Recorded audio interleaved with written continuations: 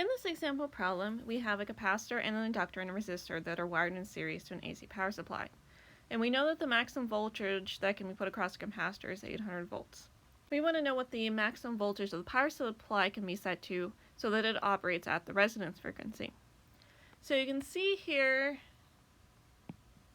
that the first thing I did was find what the resonance frequency would be based upon what the inductance is and what the capacitance is. And then I used the relationship for the maximum voltage across the capacitor in order to be able to find what the current is through the circuit. Once I obtained the current through the circuit, I made use of the conditions for resonance, saying that even though we have voltage equals current times impedance, the impedance has to equal the resistance in order for the circuit to be at resonance. So I replaced this with V equals the current times the resistance, and this allowed me then to calculate what the maximum voltage in the power supply can be set to in order to actually operate at this frequency.